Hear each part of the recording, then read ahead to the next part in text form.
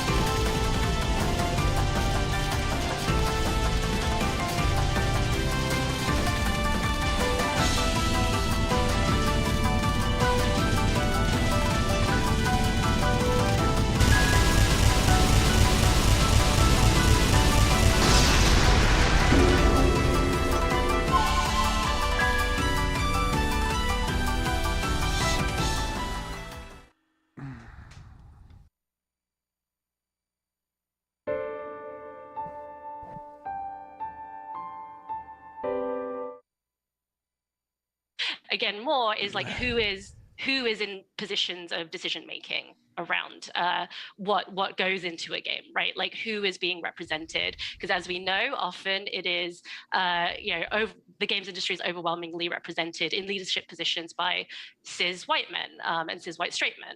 So we need to disrupt that. Yeah, I think it's important to be able to kind of see yourselves in these play experiences, and it's important for the cis males to also see other people out in the world. Like it's gives you this this closed worldview to see no one but the same white males doing the same white male fantasy power fantasies all the time. So they're limited in kind of what they even accept of the world or see of the world. They don't see that these people even exist out there. They don't even exist, guys. They don't even exist. Those I didn't realize gay people and people of color even existed because video games don't show me them. I mean, that's crazy. But hey, how's it going today? It's me, David. Welcome to the Scarred Thumb Podcast. Today we are talking about white guys, the most hated group of people on, really the only group of people that you're allowed to hate publicly. There's one group, racism, sexism, it's apparently unacceptable, but if it's directed at a straight white man, I mean, come on, there's no one who's defending those guys. Nobody. And that's what we'll go into today, because there's been some recent issues where some studio leadership has thought, you know what, it's okay to be racist against white people, especially if you're white yourself. As these white liberal men have decided to do their own sort of penance, really at the expense, oddly enough, of other people, not themselves. It's not themselves quitting. It's them just being racist against their own people. But hey, thank you so much, Ryan Stone Supremacist, for the $2.99 sticker. Very cute dog. X-Runner, good to see you. Yes, they do exist. They certainly do exist, those non-white people. It's crazy. You never see them before. If it wasn't for video games, I wouldn't know that they existed. But let's get right into the story. So this is Elon Musk, who's been really, hammering away. I think it's very pleasing to see this. Elon Musk is really one of the people I see that's calling out this sort of anti-white racism that's going on, especially in the games industry. And I think there is a shift happening where I don't think white people are going to be taking this anymore. They're not just going to accept that it's okay to just say, hey, just get, like I said in this in the previous thing, it's all right, we need less white men in positions of leadership. This idea that we could just guilt people into thinking that, a white man being successful is somehow a negative for a person of color or some sort of woman. And that they, the white people being in these leadership positions just perpetuates some sort of harmful stereotypes. Which, I mean, we'll see more of that. We'll get into the D&D stuff too. But let's go here. Let me expand this. So we have Elon Musk replying to a tweet, which is, I guess, the one of the CEOs of the Xbox division. So Microsoft Gaming Division is excluding white people from being hired to work on their video games. All the new hires are unqualified queer black people because the company takes an explicit mandate against crusty old white dudes. So this is what they're referring to. So this is Matt Hansen, who is the art director at Obsidian Entertainment. This was also retweeted by Joshua Sawyer here, who is a game designer at Obsidian Entertainment. And what he says here is, reminder to black artists out there who are looking for portfolio reviews or job advice. My DMs are open, and you will always have my priority. We got too many crusty white dudes in this field. Please let me know. Please let me help you replace me one day. I want to go back to living in the woods. So Matt Hansen here is basically saying, now I don't know if he's specifically saying, hey, we're going to hire you over white guys, but I mean, let's say you are like an artist that wants to work at Obsidian Entertainment and you happen to be white. You see this tweet. Are you encouraged to apply to Obsidian? And who's to say, like, if you like specifically say, like, hey, there's way too many white dudes in gaming, does that kind of indicate that he doesn't want other white people working at his studio, working with him at Obsidian? Definitely raises some questions on whether or not there are fair hiring practices over at Obsidian. And it really is kind of sick, the fact that, again, both these people are white. They've had success in the industry, but they don't want people that look like them to have the same success that they did in the industry. Now that what they feel bad that they're successful. And this is one of the really like sick things about liberal activism that's infected the video game industry, is that you have these sort of like liberal white guys now that are for some reason super guilty. I don't know if they just hate themselves and that's sort of reflected in their sort of hatred of their own race, or this is just again another way to aggrandize themselves. I mean, this Matt Hansen isn't quitting his job. No, I don't think Joshua Sawyers is quitting his job either. He's not like, hey, black woman, come here, and a black artist, come replace me. I'm going to quit. It's always like, oh, yeah, I'm going to prioritize black people now because it costs me nothing, and I don't really care about the future generation, someone that looks like me having the same shot I did. In fact, maybe I feel a little bit guilty, so who cares? I can make myself look good and not have to worry about a competition for people that look like me. That's pretty cool. It's a pretty good deal for him. But this wasn't all. Has been gold showing this off in his stream, which is pretty cool to see that. Right, like I said, things do seem like they're changing when like a streamer the size of Asmongold is willing to just call this out, or at least it does sound like a discriminate. Hey, how's it going, Silver Bishop? sounds like discrimination based on race to me. Isn't that illegal? It should be. And, the Civil Rights Act, it's weird how the Civil Rights Act seems to work. It's supposed to be illegal, but it never seems to work out for white guys when it comes to that. It's almost like the Civil Rights Act was just to attack white people, not necessarily help other minorities. It is almost exactly. It's like you saying black people can't code as good as him. It is like hey, we need to give you guys a leg up because apparently it's just discrimination. It's not that they're just as good. Apparently they're just as good, but we got to give you a special preference because apparently, I don't know, is Obsidian racist and they got to like give them an extra hand. But I think the reality is they realize that most people realize that they're probably not as good as there's like more qualified white people, white guys. I mean, there's probably in general more white people applying to this area that are interested in video games. And if there was more, they almost have to like sort of like corral them in. Like, come on, we'll help you out. We'll give you a big hand. You can do it. And I'm like, well, just this white kid, dude, who cares? He's not gonna make us look good. He might be really good at it, but get him out of here. So, yeah, it is kind of a way to say like, hey, you can't get by on your merits. Meritocracy is wrong.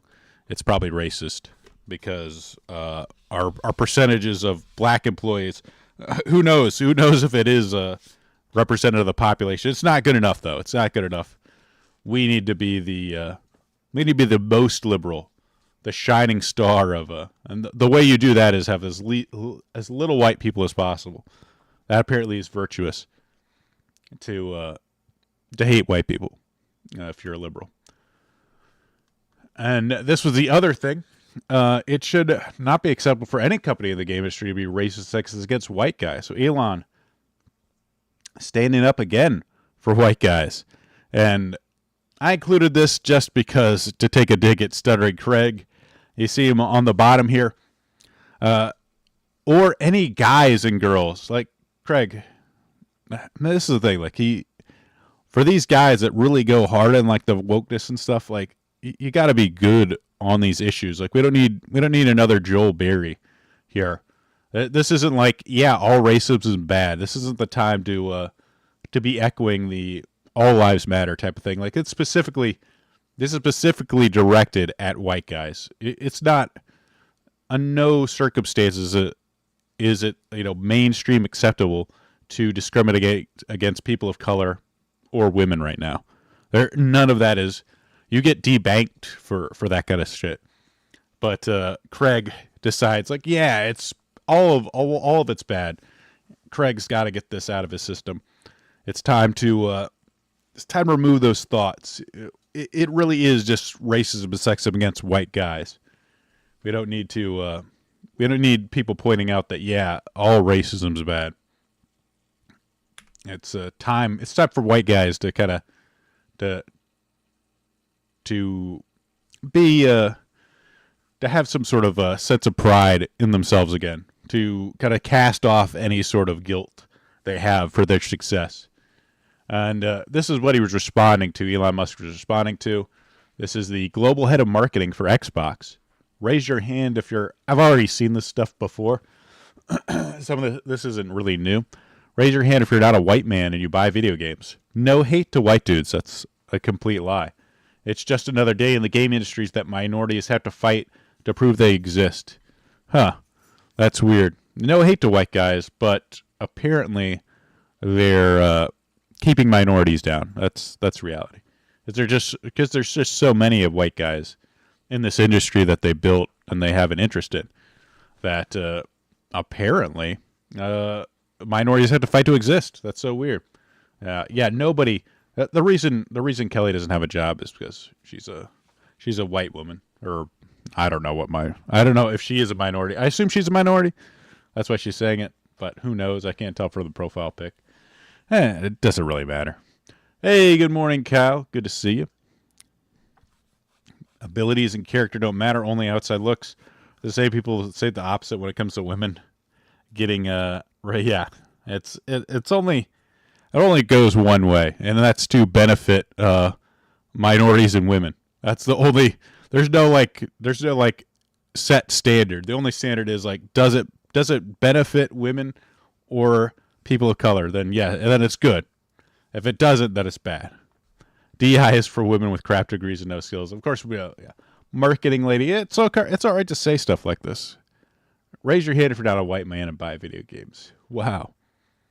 Of course, she has to say this because white men do buy the majority of video games. They're the ones supporting your. The reason Kelly has a job is because white men buy video games. But you know, no need to thank us, Kelly. No need to thank us. And here's this isn't specifically rated to video games, but I like this from Noel Smith. He's been like a big lefty. Dear conservatives, the gaslighting that media have realized that things are turning and that white people are done with this whole stick, especially after the Trump election, him winning the popular vote. I think even non-white people are kind of sick of this sort of racism stick, like all of America's racist, just naturally racist. This white guilt stuff, they're done with it. And Noah Smith has need to gaslight. Decided, like, let's just gaslight people. Dear conservatives, that whole thing where progressives pretend to hate white people for 5 years, that was an act. It was fake. Progressives love white people. They mostly hang out with white people, yeah, because they don't want to get robbed. And marry white people. The whole thing was performed in bullshit for Facebook, sure. I'm enjoying the whole thread of conservative thinking libs will be triggered by AI art of white families. I mean, there was a guy that literally said this is Nazi propaganda. Like, do you think libs never hang out with people who look like that? Of course, yeah. They're also hang out with other white people that pretend to hate white people, which they actually probably do hate white people. It's just, the different class of white people, the conservative white people, the people that don't share their values, they hate them. It's just, hating white people and sort of like making this a sort of like they're oppressing other groups just naturally by being successful is just a great way to other them and justify their sort of racist. Well, I guess it's not. Is it racism? Is it against white people? I guess so.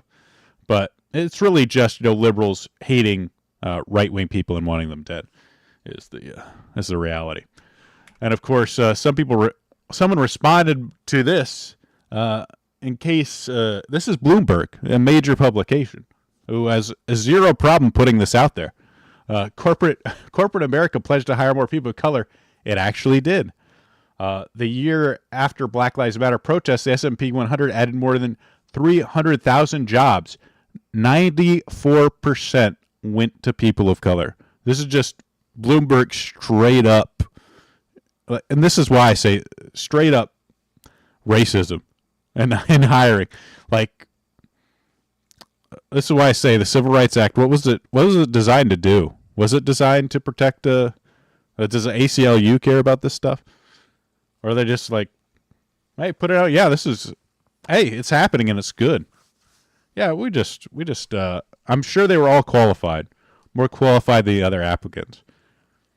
It's class warfare against working white clans people, yeah. White working, yeah. I think there's definitely a class warfare element, but I think it's also just a sort of a left versus right ideological element. Yep, like, hey, they did it. You guys did it. You managed to keep white people from being successful. That's great. Good job. I'm sure, like I said, I highly doubt the 6% of white people are, the other white people that applied. Oh, class, yeah, working class people, yeah. Got it.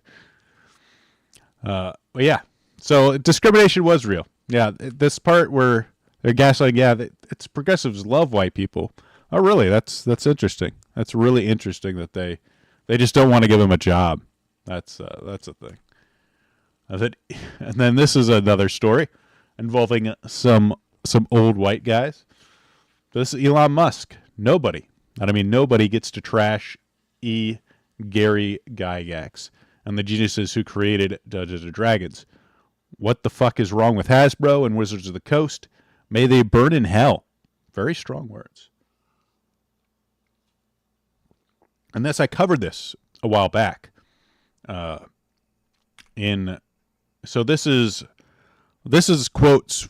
Oh man, I didn't space this right. Sorry, guys. Maybe if I expand this. Give me a second. There we go. That's slightly better. I thought I got the right sizing on this, but it cuts off some of the words. Apologize. Some language in the first iteration. This is from the 50th anniversary, the foreword for their 50th anniversary making of D&D book, where the authors of the book decided to trash the makers, the people that sort of giants that they're built their entire empire on. They decided, since they're white guys, we might as well just trash them, because they used some language that was acceptable back then, but is now unacceptable now, according to, again, now that the entire sort of creative medium in America, Western culture, has been captured by leftist activists. We need to virtue signal that they were bad guys. So let me just read this for you guys. Some language in the first iteration of D&D presents a moral quandary. The documents reproduced in the book may include pages of charts and tables alongside lists of monster spells and magic items. But that game content also includes a virtual catalog of insensitive and derogatory language. Words that are casually hurtful to anyone with a physical or mental disability. What are these, retarded or something?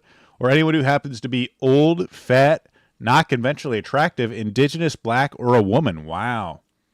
Sounds really bad. Some people have been charitable, ascribe this language to the authors working from bad assumptions. In the 1970s, historical war gamers in America were predominantly, they're white, middle-class men. Oh, my gosh, the worst. The worst of the worst. White middle-class men. I mean, not only are they not poor, but they're also white and men. Who can be... Oh, that also built, made the most successful, tabletop gaming franchise in the world that we now owe all our jobs to. But, why not just trash them? It's pathetic. It's pathetic. It's an unfortunate fact. It goes on here too. I'm going to mention this, and that's it. This is the last one. It's an unfortunate fact that women seldom appear in the original D&D. Oh no! And when they do, they're usually portrayed disrespectfully. This probably means that they were attractive. Slavery. Look out, guys. Slavery appears in the original D&D not as a human tragedy that devastated generations over the centuries, but as a simple commercial transaction. Oh my gosh. Guys, in the 1970s, they weren't in their fantasy game, they're treating slavery as a commercial transaction. I can't believe it. Back in the day, in sort of medieval times, I'm pretty sure, which is kind of where the technology was. I'm sure slavery wasn't a commercial transaction. I'm sure it didn't exist. But you know what? Why didn't they kind of paint slavery as, guys, why did they just beat you over the head saying slavery's real bad, guys? It's funny, even during the, funny enough, one of the people that was originally making D&D, I forget the name, I think it's Ron something, but he even said, look, the thing they're referring to, you're fighting the slavers. You're fighting these bugs in these sort of slave pits. And you want to free them. Slavery's portrayed as bad. Nobody, even in the 1970s, you wanted to fight them. But I guess since they didn't beat you over the head with the fact that slavery's bad, that somehow means they're okay with slavery. Because, back in the day, people realized that this is entertainment. It's supposed to be for fun. And the idea of going down and fighting these slavers and freeing people, which is again generally seen as a heroic act, I guess they don't do enough to or maybe the real reality is they didn't paint white people as evil like enslavers. There wasn't enough white guilt associated with the book, so maybe that's the part where they went wrong. This human tragedy that devastated generations over the centuries. Well, again, more white guilt, like, oh, America's built on slavery. The whole forward, if you happen to read it, is just filled with this absolute garbage. It's just dripping with this sort of like liberal guilt trip. Like, oh, we feel so bad. Like, as they just rake in handfuls of money. Oh, I feel so bad that this stuff in our past was so bad. Hey, here, why don't you buy this new book for $50? Yeah, that's pretty cool. Yeah. Oh, I just feel so bad about this as they just like rake in more wads of cash. It's so pathetic. This is I included this quote. This wasn't sort of brought up, but I found this in one of my old folders. This is Kyle Brinks, Wizard of the Coast executive producer. There's been mistakes made in the years past where people assume that D&D players were all, white dudes in a basement, which has been a falsity assumption for a lot of years. It gets more and more false every day. That's so great. Like, I'm so glad less white people are playing the game. And it gets more and more false every day. So in my viewpoint, honestly, guys like me can't leave soon enough for this hobby. Wow. So again, just straight up another guy that man, I wish there was less white people here because, those white people, they're just so bad. I feel terrible that this company that was built by white dudes, and I'm making, a bunch of money off of it. I feel so bad. I wish guys like me were just out of here. But I'm still going to collect a paycheck, by the way. I don't know if did he get fired? I hope he did. God, but this was an aside. This is one of the people that made the forward for the D&D book. Out of curiosity, did you or your team foresee any blowback to your comments potentially? That is, attention from Musk, and as unpredictable as it is ludicrous, but was there any sense in advance that you could rub some portion of the fandom the wrong way, though still be worth doing? And this is the gentleman that responding that, again, wrote the forward. Aaron David Lewis, early in the book development and the marketing team, asked me what sort of critiques you should expect and prepare for.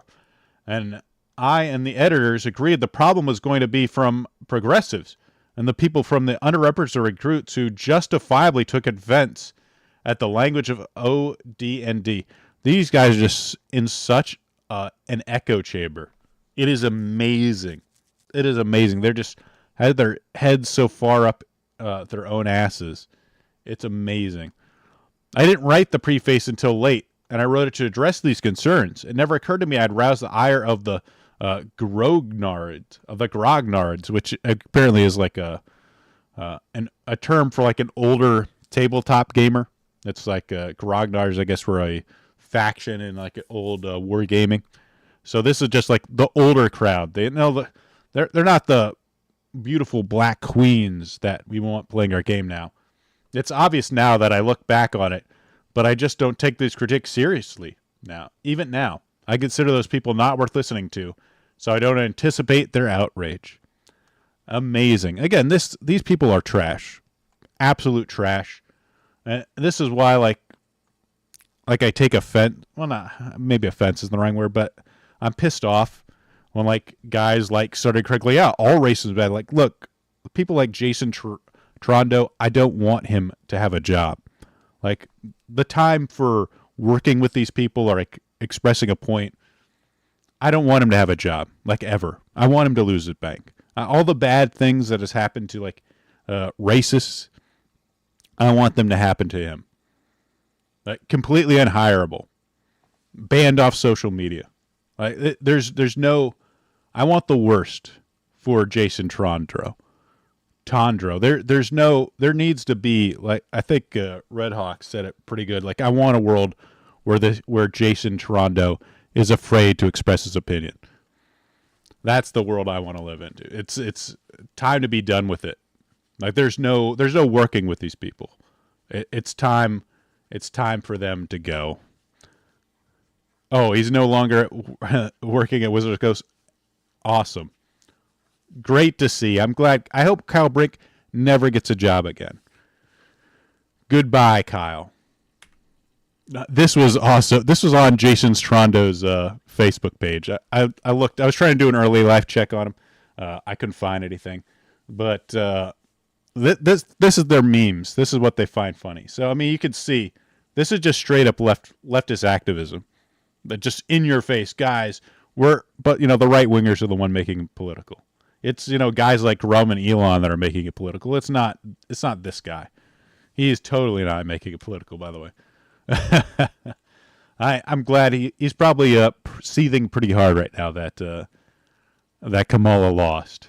I hope he gets what's coming to him. And then of course Elon seeing this tweet decided to ask how much is Hasbro. I don't think he's serious about buying it, but it'd be pretty cool if he did. Honestly, I would love to see guys like Jason lose their job, get fired.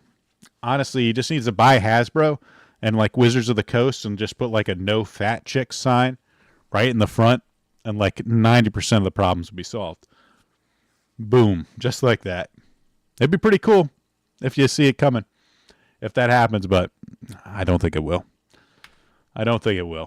But not all the. I'm talking about Elon a lot because he's got such a megaphone right now, and he's kind of speaking out on a lot of like nerd issues. So it's kind of interesting, but I don't think it's all good. So Elon mentioned here, responding to what could be the creator of Bitcoin. I think is it this Shibutaka Nakamoto? Is he the one that's supposedly Bitcoin, but not everyone believes him? I don't know. Too many game studios that are owned by massive corporations. XAI is going to start an AI gaming studio to make games great again. And I'm personally not aboard the. I don't think AI makes like good art. Personally, it's passable. It can be pretty to look at, and it's kind of funny. To I can't draw. So like, oh, draw this, or I saw Kyle like, oh, draw me as a shark, and it's pretty neat. It's pretty fun. Like you could use it to like tell a joke. It's kind of funny like that. But as far as like really good art, it cannot do it. And I don't know if XAI could actually make it could actually make a game that's like really good. It might be like novel and fun, and I think it was XRunner that was following me on Twitter that was saying like, if it's like used as a tool, if it like lowers the bar for like people to go in and make games, that part is kind of cool. If they can actually like, again, AI being used as a tool that sort of like simplifies or makes stuff easier, where you can kind of make your concepts without maybe like you're really good at programming, but you're not that good at art. Maybe you can make like some passable placeholders for artwork. It makes it good enough. That could be cool, or like maybe have it help on the programming side. That could be interesting if it makes gives people an idea to like sort of bring their idea to life, or at least create a concept that could actually like attract people to sort of come on board and make it better. That could be cool. But overall, I'm not super excited about AI making games. I think games themselves are an art form, and it's best done by good people, good passionate people that have skill. Yeah, exactly. It's really just should be like tool to help save people time. Same way like stuff like when you use it in like Photoshop to like select objects or something, which personally I have my own problems with that because it's half the time it doesn't seem to work anywhere near as well as it should. But it can help save you some time if you use it right. That works out, but we shall move on. Baltro. I'll talk about Baltro a little bit more. Almost made, this is from Eurogamer, has made almost 4.4 million in its mobile release alone. This is like again, one of those small games that is really just taken off. Hey, what's up? Oh, by the way, I haven't said hi yet. Hi, Jack. Good to see you. Good to see you. Uh, good to see. Let's see. Did I miss Baron? Did I miss saying hi to Baron Gaslight. Good to see you. Good to see you, Nuke. Uh, good to see you, sir. I like Moist take on this. I don't know who that is. Is that actual? Is that actually you, Nuke? I will check your channel. Don't make me check your channel. Okay. It's the real. It's the real one. You the real one. I'll give you guys a wrench so I could tell it's you. Standard moderator.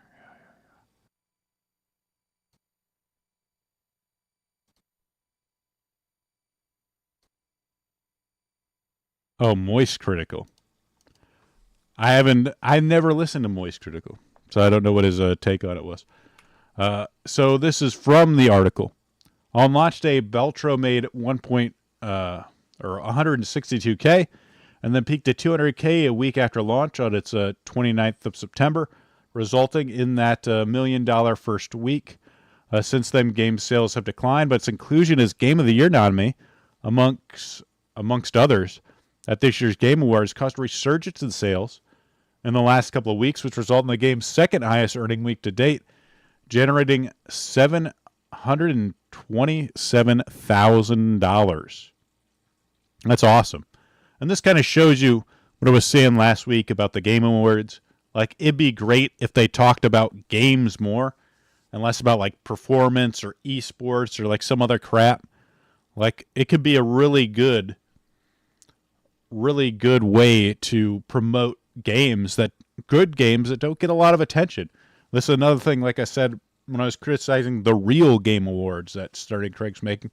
Like, why use that space to shit on video games when you could uplift, good games, good, interesting games? It'd be much better. But it was interesting to see that. I'm glad this is doing well because I've heard Baltro is a really fun roguelike game. Probably not my cup of tea, but it's good to see, these smaller companies doing well because so many of the AAA companies are absolute shit. Like, as I mentioned before, that Matt Hansen guy, their game Avowed by Obsidian, a company he works for that is apparently discriminating against white people, is coming out soon, and people are, very suspicious about it. It looks like it's going to be the latest game that people are going to be hating on. But let's move on. I'm going to take a drink here first.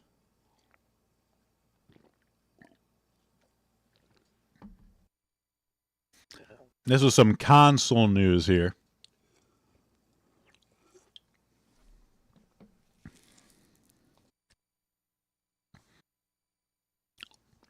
I've taken suggestions series on underrated games would be pretty cool. Yeah, that would be cool. I'll definitely. It would be kind of neat to try to like include it, like one every week. That'd be kind of neat. I do have something planned for next week. I ended up cutting it because I had like too much stuff I wanted to talk about, but about like sort of like passionate games. Like sort of like small creator games that end up being really successful. I'm gonna have to do that next week, but it is one of the things I was hoping to kind of get into. But I was sort of thinking about having like more dedicated sections because there is like games like Gunvein I was playing. I'll probably talk if I have time. I'll talk about it a little bit later. No, that's a pretty fun game, but it's another shmup, but it's kind of I think it's fun. But let me focus here. This was the current console count, and people are like, whoa, Nintendo Switch is catching up to the PlayStation 2 as the best-selling console of all time. People were saying, like, could it overtake it? Because Nintendo Switch is still in production. They haven't announced the Switch 2 yet, so things are still going. And honestly, with the backwards compatibility, there could still be Switch games coming out. So it's still, it definitely still a chance. I thought the Wii sold more. I did too. It's kind of crazy. Maybe it just didn't have the same like international appeal. It was like a big thing in America. I'm sure Japan, but maybe not in other places. But can Nintendo Switch still claim the console crown? But all of a sudden, so you just see PlayStation 2 at 1.55 million, 155 million.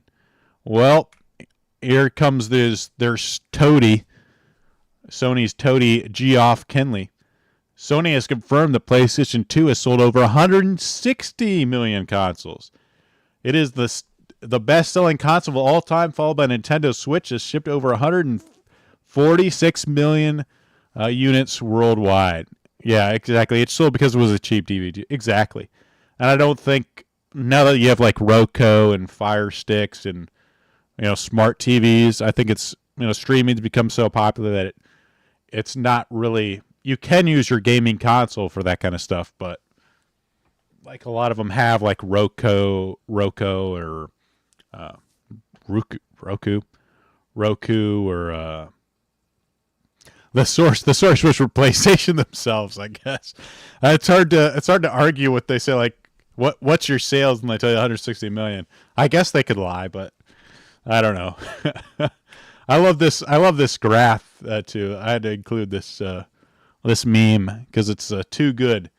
It's too good. The Switch is the best-selling console of all time.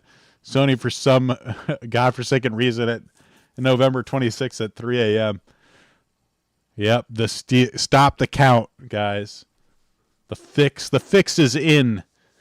As Sony discovers 150 ballots in the back of a car, 150 sold PlayStation 2 receipts in the back of a van in in Pennsylvania here. Hype, maybe the PS I don't know, maybe I think as the PS4's popularity is just it was the best selling I think one, it did a lot, and two, it could I don't know, people like Sony. I think it had some pretty good exclusives too. PS5 isn't selling that well because it had a shitload of issues, like supply issues, especially like during its first year of release. I think they did have some big exclusives, but I'm not a Sony guy, so I don't know. If so, they can't lie about their sales number. Yeah, I'm sure it probably is true. They just haven't updated it in a long time. Or all of a sudden they decided that's a priority now to update their 8-year-old or whatever system sales. right as the Switch confirms it. This is we have to dunk on Suicide Squad a little more. I know we're beating a dead horse at this point, but sometimes it's fun to beat a dead horse. So this is Suicide. Kill the Justice League is $3.49 on Steam, or you can buy the deluxe edition for $4.99. Deck playable. That's 95% off. Suicide Squad, it hasn't even been out a year, and it is now $3.50. And look at this. This is amazing. This is some guy. I just saw him on Twitter. I don't know him. Oh, fuck off. And this is, you received a gift. And it's just this guy laughing. It's amazing. It's amazing. It's being given out as a gag gift. It's being given out as a gag gift. And honestly, this fucking black woman with the frizzy hair that looks totally unattractive is such a good picture. I mean, it's just perfect. Chef's kiss as this $3.50 game being given away as like a gag gift to piss people off. It's become that cheap. This game was in development for 9 years. 9 years. And cost their company over $200 million. And now it's being given as a gag gift. That is how far this of a failure this game is. Hold on, let me look at the credits. I want to see how many people worked on this game. How many people worked on this game? Let's find out. In their credits, it's over 3,540 people in the credits. 3,481 of those are professional roles. So over 3,000 people involved, 9 years of development, $200 million lost, $200 million lost, and now it's $350. It's a bargain bin fucking game at your local GameStop, just like thrown in a giant bin along with whatever exactly. It's along with like Big Game Hunter from like 5 years ago, like some old Madden game, just thrown in there, boom, given away as a gag gift to piss people off. That's how bad Suicide Squad Kill the Justice League failed, and it's pretty fucking funny, to be honest. Pretty fucking funny.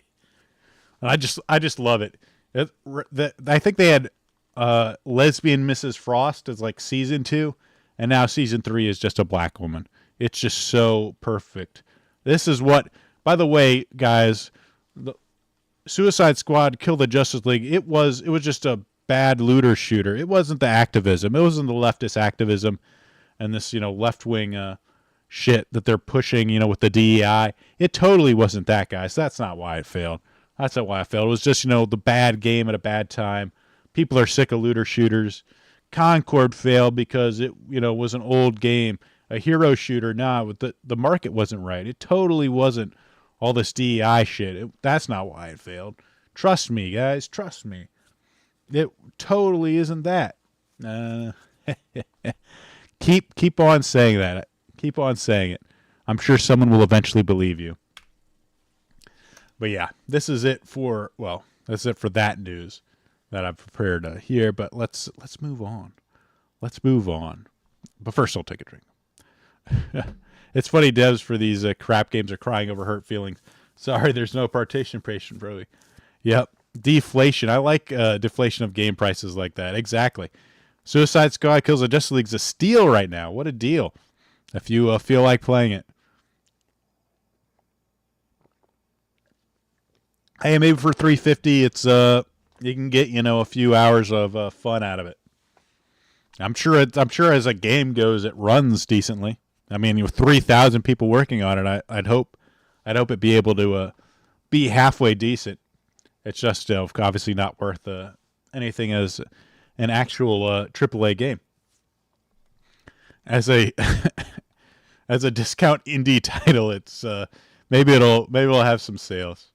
I still don't approve even giving this game as a gag gift, even though it's funny and embarrassing for them. But this was an article. It's an older one if you see, but PC Gamer retweeted it. Boss fight Scooter bad, and I thought it was interesting, and I kind of sparked some thoughts in me, and I wanted to share those with you. Ooh, I even have like a little video. I don't really care about IGN's take on it. But, some people say it's good. Some people say they're bad. Mostly bad. Bad with a few exceptions. Real bad. So some people really don't like boss fights. There is some ways that boss fights can go bad, but me personally, I've always liked boss fights. I always think they're fun. Hey, Ryan Stone Supremacist with a cool unicorn for like a $9.99. Thank you very much. Really appreciate it. I don't know how that's related to Ryan or not, but appreciate the support. I got a video, my boss medley video. I just threw a bunch of bosses together so I can talk about, to give me some sort of visual to talk about while I share my thoughts. So my thoughts on bosses is that, and this has been it for a while, but there's really like two ways you can go with boss fights. And the first is you make it cinematic. You just have it's a cinematic, fun way to cap off a game. And this fight that I'm showing on screen right now, the Ice Worm, was definitely like a super cinematic fight where, you know, it's just fun. Rusty shoots it out of the from across the arena, and it looks really cool. And in a lot of ways, Nintendo does this pretty well too, where they have like, you know, these really cinematic fights. They're not like super challenging. They're not going to really like test the limits of how well you understand the mechanics or how well you can execute these, you know, whatever controls or like combat mechanics that are in the game. It's just, you know, it's fun. It's like a fun way to kind of cap off the chapter. And I think it really fits narratively, not just narratively like in the game itself, but sort of like a cultural narrative, like like the old time stories where you go into the cave, you know, the hero goes into a cave or a dungeon or hell or, you know, whatever. And he has to like fight some sort of like dragon or monster, or, you know, overcome some sort of darkness in order to emerge victorious, emerge transformed. You know, the hero's journey type of story kind of crap. So, I mean, you got to have like a boss in there. It just feels right to have it. Without it, it just feel empty, you know? And, you know, sure, yeah, a lot of this is kind of different from the normal Zelda mechanics of, you know, exploring the sort of dungeons and solving puzzles, but I like it. It's fun. And the sort of way, like, these characters that you kind of go back and forth. It's not super intense, but it kind of fits this sort of honesty of the Zelda series, where it's like you dodge the enemy attack, and then you get your chance to attack, and then you sort of repeat it 3 to 6 times as the, you know, boss patterns get more and more intense, and you emerge triumphant. It works. It works. It's not, you know, again, it's not the most intense fight there is. It's not the most skill intensive, but it's good. It works. The other way to take it beyond the cinematic is to, again, make him super like skill intensive, to really test your limits, test like your patience and how well you understand the game mechanics. Really like potentially frustrate the player, but you know, they'll overcome it and they'll emerge with like a greater appreciation for the game itself. Armored Core is pretty good at doing this. You know, they made some really challenging bosses, like on screen, and this is the final boss of the true ending. But you know, this is a really challenging fight, and it does a ton of damage. And again, I had to like fight this guy like maybe I don't know, 20 plus times before I was able to kill him. It's a really tough fight, but like once you get it down, you can beat him pretty consistently. So it's not like he's like taking cheap shots. You don't feel robbed necessarily by, I mean, sometimes you do, but it's a FromSoft game, you know. Sometimes the hitboxes on this stuff is just kind of BS. But you know, this is it fits FromSoft. You know, it's a game where the bosses are brutal. You know, it's a dark, gritty world where it's kill or be killed. I like it. It fits that game, and it's sort of like the tone of the game. So that's the other way you can take it, or you can like do both. Like I think From Software does a good job, especially with some of their bosses like Ibis, where it's both, you know, cinematically beautiful, as like a really really cool looking visual fight, but it's also extremely challenging. In addition to that, so that is one thing. But they're all like bad things about boss fights, and one of the main things is like invincibility. I think is one mechanic that is really lame in boss fights, and like with like Ice Worm, majority of the time the Ice Worm is actually invincible, and you just have to sort of wait for your opening to actually do damage, and which is, it's a really, like I said, it's a really cool looking fight the first time you do it. But if you're going for like an S rank and you have to like fight it multiple times, it is such a pain in the ass to wait for your chance to actually do damage. There's no way to make it go faster. There's no way to like improve the shorten the window of the time you have to wait. And once you like learn the pattern of his attacks, you're just sort of like sitting there, bored out of your mind, waiting for the opportunity to get it done. There's also games like Zenless Zone Zero that have invincibility. Some of the boss's attacks have invincibility, but they also, one of their things, one of their main objectives is to beat it as quickly as possible. So when you throw in invincibility to those things, it becomes incredibly frustrating as you see the timer going down and you can't do any damage to this person, even though you know its attack pattern, you know what openings you have, but you just have to wait. It's terrible. There's also RPGs are really notorious for this, but they sort of take away like different when you're fighting bosses. A lot of the mechanics like status effects or certain strategies just don't work on bosses, which I kind of think one of the cool things about one of like the really great tests of mechanics, a game's combat mechanics is that do you have to take away certain things for in order to make some certain mechanics and statuses in order to make your game a challenge.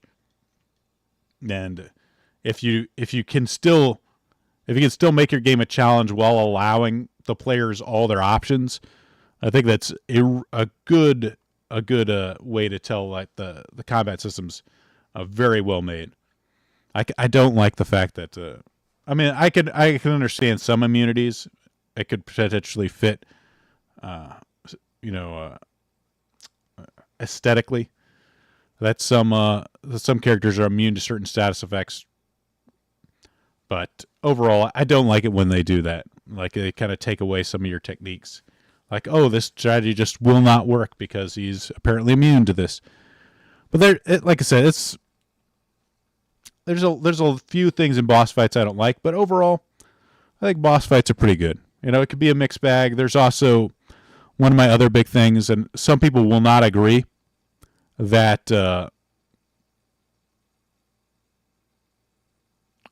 this is probably won't agree, but I don't like when like the last boss kind of throws away all of the game mechanics before it.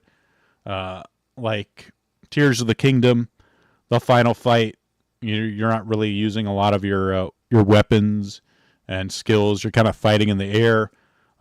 Sonic in 3D, all of the final fights are him and Super Sonic. That's like the best. Like it's become like a standard to have like a Super Sonic fight at the end of it. I do not like it because you're immune to damage at that point, and it totally changes. Again, it's one of those things where it's cinematic, but when you just take away all your mechanics and you don't make the last boss fight the sort of like ultimate test of how well you can play the game, that kind of annoys me. I'm not a huge fan of that, but it does look good. Like the last fight of Tears of the Kingdom was like pretty cool, and it does set up that really cool ending sequence.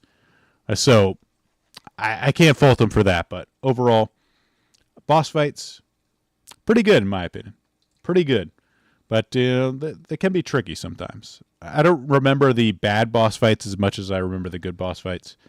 Yeah, pretty much anything in Hollow Knight had some really cool boss fights. I did enjoy it. They're tough, but there's a lot of ways to kind of overcome them, and you could do some like interesting stuff with like your. I forget what those like artifacts were called. The accessories you use to kind of change how much damage you do. There was like some cool like risk versus reward strategies, if I remember correctly. And it's so yeah, boss fights overall pretty good. And then also like shmups here, boss fights are really important. They're like kind of like the challenging part of it.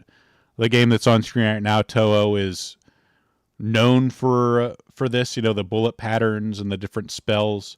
They're all about kind of boss fights in a way. All the chapters end with like super cool looking boss fight where you have these like beautiful patterns.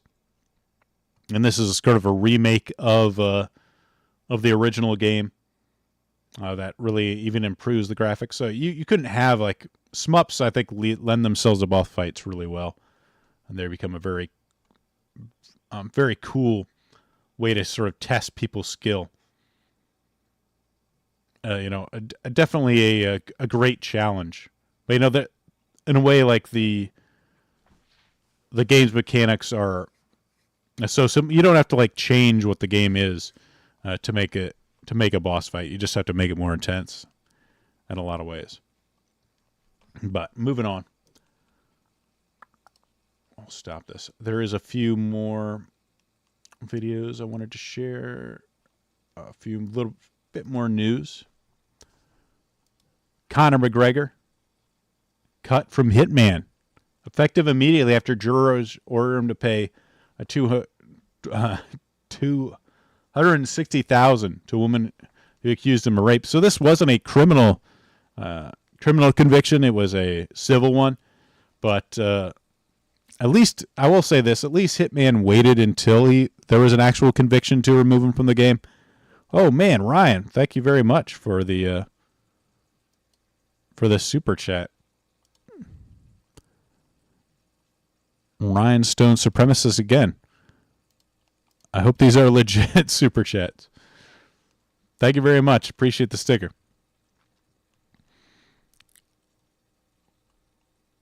For $50. Definitely appreciate it. Thank you very much. So they at least waited until an actual conviction before they removed him. So I'll give them that. I'll give them that. It wasn't a criminal conviction, but at least they did that. I don't know how I feel about that. I guess you kind of have to, maybe, in a way. If you at least get a conviction, then you can kind of say, like, all right, somebody found him guilty of it. It's not just, public opinion. So.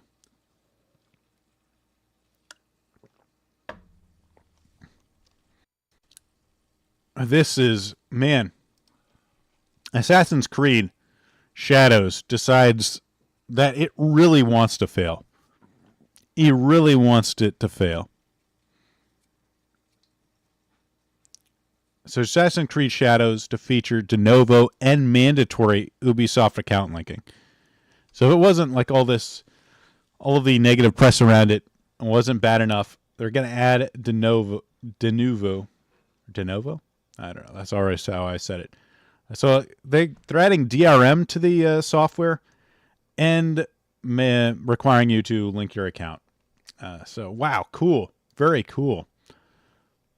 On top of it, Shadow's EULA, end user license agreement, also includes a provision that allows the game to monitor your PC's RAM to ensure you're not running any unauthorized programs like macros, cheats, or hacks. A well-intentioned clause that nonetheless feels out of touch, out of place in a single-player game and could potentially scare off some of the more suspicious players who are uncomfortable with their hardware being monitored. Well, that's really cool. Thanks, Ubisoft. You're really what a great game company. Good old Ubisoft is like. I really think Shadows is going to bomb, not just kind of hard, but really hard. We'll see. I'm kind of expecting it to just completely flop. This was an interesting game. If you ever seen, I've never played what is the games? Horizon Zero Dawn or Horizon Dawn franchise.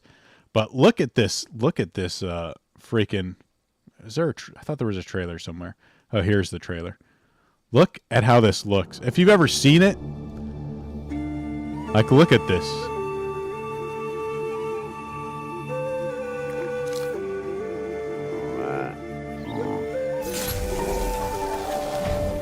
This stuff looks exactly like it. I mean, aesthetically, very, very similar.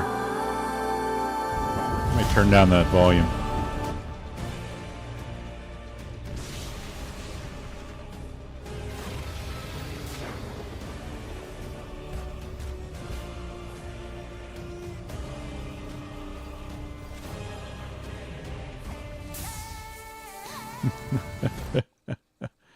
It's amazing how much it looks like. These this game. Like I haven't really played the game, but man, it looks so similar in terms of the aesthetics of these sort of robotic beasts.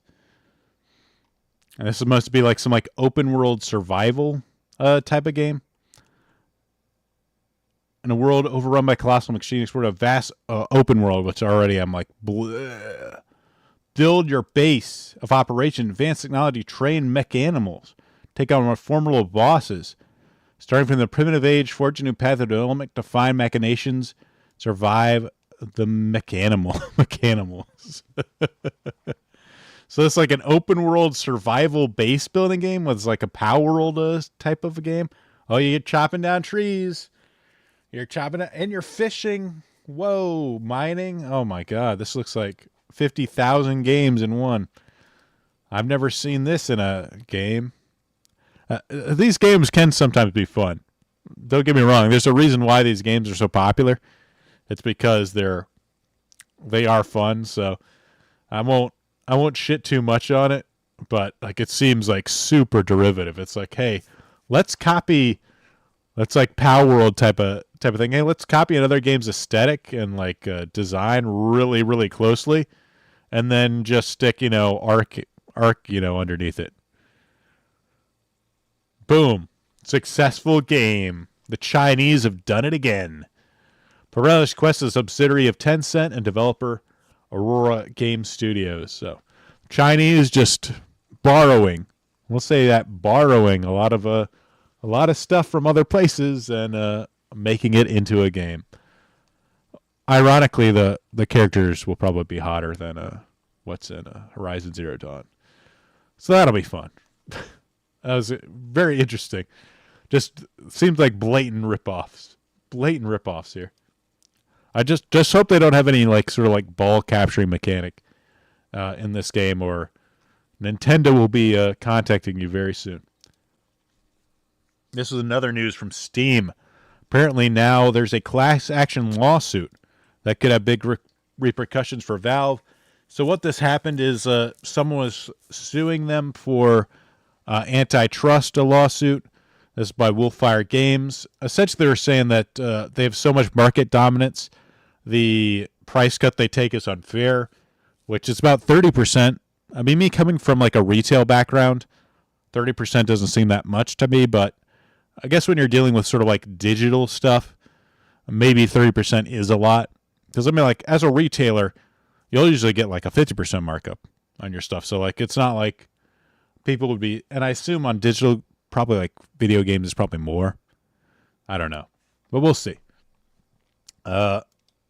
Wolfire Games was given a 30 days of Mensa playing, so now it's become basically a class action lawsuit, which I think means more people can kind of join in. I'm no lawyer, but we'll see. So Valve cut would on sales through Steam, which is 30%, drops to 20% of sales increase. Valve depended the percentage as an industry standard. When Wolfire lawsuit was first filed, is no longer the case. The Epic Games Store and Microsoft both take 12% of the sales made through their stores. So there is competition. It's just nowhere near as good.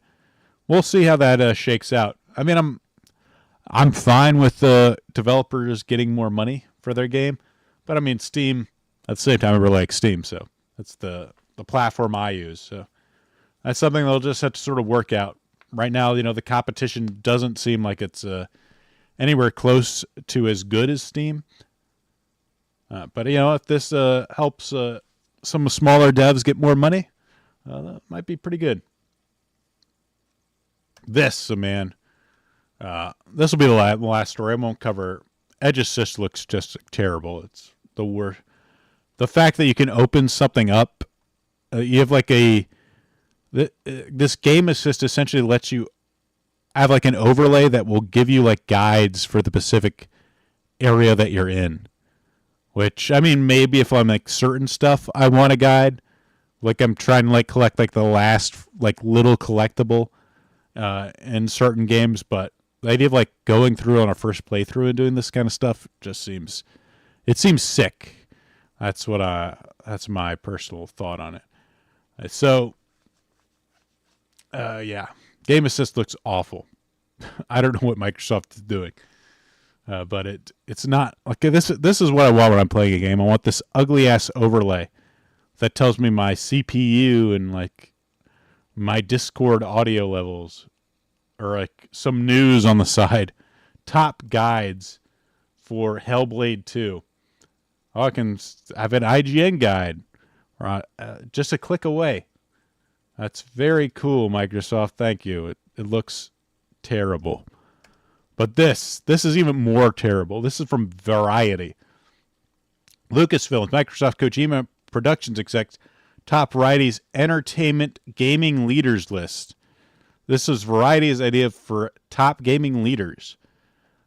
Wow, Vicky Dobbs Beck. Never heard of her. What does she do? She's vice president of immersive content at Lucasfilms. Wow, really great. Which won an Emmy for outstanding innovation in emerging media programming.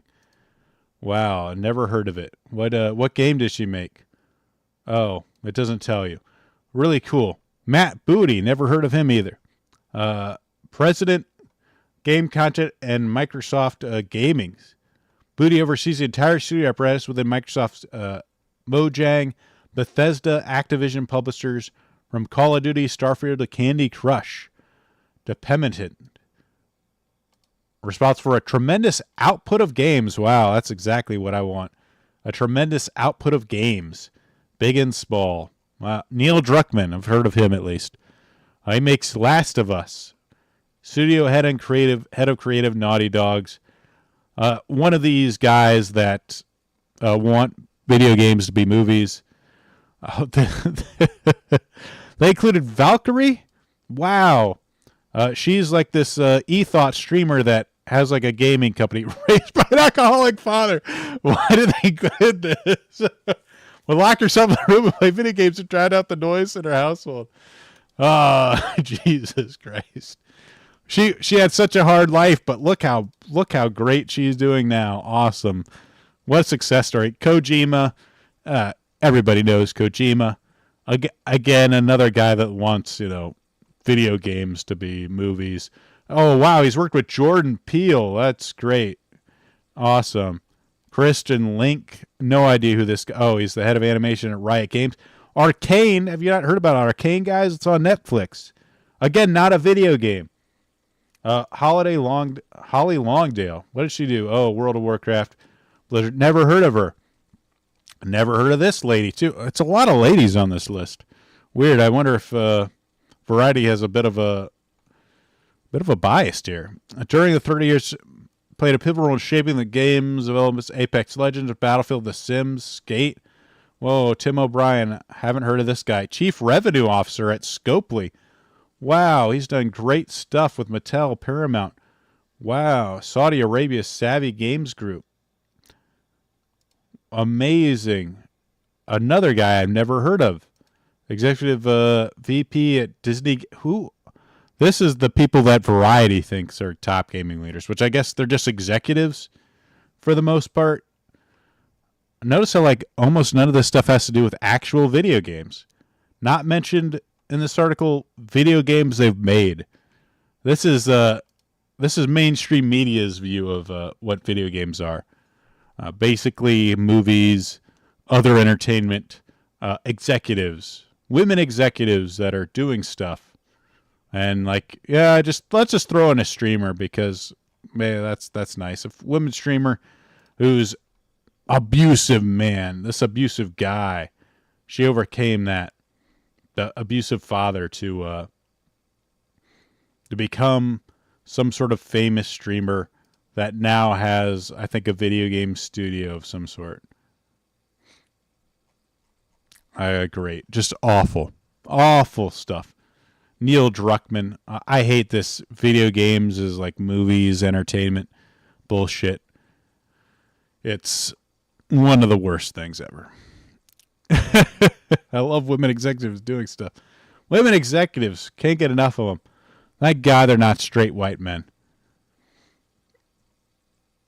But that's it for the video, guys. I hope you enjoyed it, or the stream, I should say. Hey, X-Runner, thank you very much for 501. It's amazing. This is the most money I've ever made on a stream. Love it when people brag about allegedly crap their lives are. I'm not going to give them a cookie. Yeah, exactly. Wow, you've got problems. Join the rest of humanity. But look at what she's a woman, though, and she overcame it. She overcame it to become a popular streamer. She's worked in music videos and television projects, too. Yeah, I'm cash, baby. Right in time for Christmas. Thank you very much, guys. Really appreciate the super chats. Appreciate the support. Be sure to like, subscribe if you're not already. Hope you guys enjoy it. Thank you very much. And we'll be seeing you. I'll be relinking to Jack's channel. Let me go do that right now. As we redirect to Jack's channel for Post Zero, I should be there. Let's see. Where is Jack Napier? What we're thankful for. Oh, yeah. Looks like a fun topic. All right, guys. I'll talk to you later.